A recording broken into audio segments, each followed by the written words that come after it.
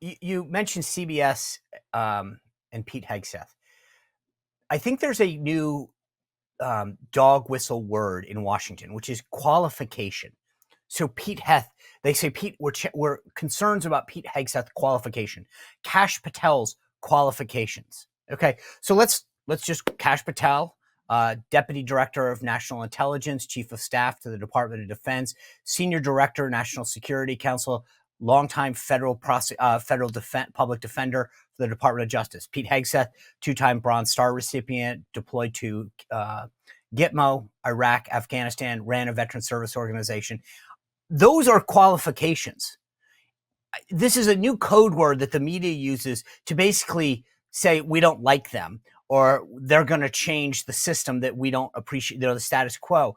But that's how the media is now couching their disdain for these nominees. Mm-hmm. Well, they're like, RFKJ is not a doctor. Well, neither is Xavier Becerra, and neither was Kathleen Sebelius. Like, since when do you have to be a doctor to be head of HHS? It's an administrative role where you're thinking about policy. We know who is a doctor, Marty McCary, who's going to be atop FDA, Dr. Jay Bhattacharya, who's going to run the National Institutes of Health. Makes perfect sense. Why is it only when a Republican is making the appointments that we suddenly need advanced medical degrees to run various, departments? Well, we know why.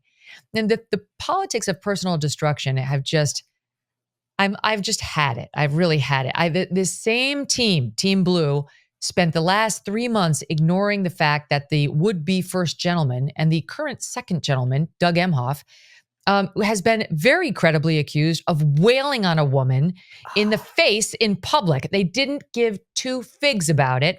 And now they're really, really interested on how many times Pete Hegseth cheated on his wife or wives. And by the way, they didn't care anything about the Doug Emhoff cheating on his first wife nanny allegation either. So I've just kind of had it with the personal destruction of these people, whether it's under the guise of qualifications or their newfound morality.